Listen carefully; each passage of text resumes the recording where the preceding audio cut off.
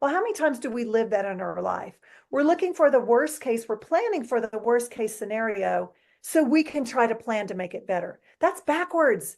Mm. You plan the best case scenario and you don't think about the worst case. A lot of times people say, Gretchen, that's just not responsible. Yes, it is, because your energy follows where you think.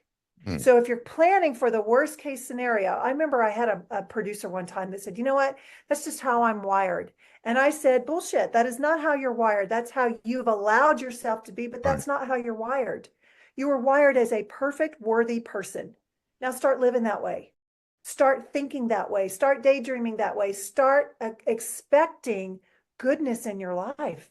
When you expect it, the universe goes, I get that energy. I receive that. I'm going to give you more of that. And that's exactly what happens. That's how manifesting is. Your co-host, she's your friend, you're her friend. What do you guys bring to each other's space, universal space that makes the podcast a show to watch? That's such a fun question. She she's intuitive, which makes it all spicy and interesting.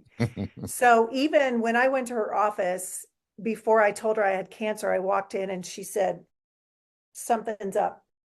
Something's up with you. And I told her I had cancer and she said, okay, let's do this. And so I think when you have a relationship with anybody, whether it's a kid, a dog, a spouse, a boss, whatever it is, and you have that alignment where you both are after the same thing, it doesn't necessarily have to be a tangible goal, but you both have the same energy. You both have the same love for people, love for Mhm. yourself. When you bring two or more together in that kind of an alignment, that's power. Yeah. And that's exactly what we have with our podcast, because we both have such a passion to help people. And we are so firm in this testimony of this isn't something that we've created, that we've Right. thought of. These are universal laws. This is science. This is religion. This is whatever you want to call it. Mhm. This is based and it's factual. And we have seen it. I've seen it in my life. She's seen it in her life and in her clients.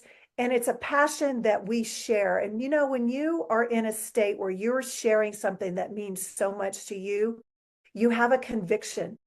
It's not bullshit. It's not fluff. It's not like me trying to fake a sport and act like I know something about it because I got to be on TV. This is me. This is who I am.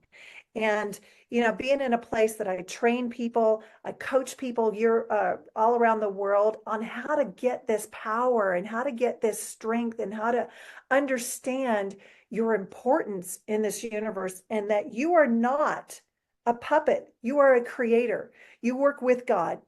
If I had a piece of paper and I had the word God on it, and I don't care if that means you believe in Buddha, you believe in a stone, it doesn't matter to me, whatever your word is. And I tear that up and I tear it up and I tear it up. It doesn't matter. All of those little pieces still have it in there. And Mm. that's how it is with whatever you believe in. It is in you. So you are never, ever alone. You create with that. That is your alignment. Just like that scale, that is your alignment. And when you feel negative feelings, you're out of balance.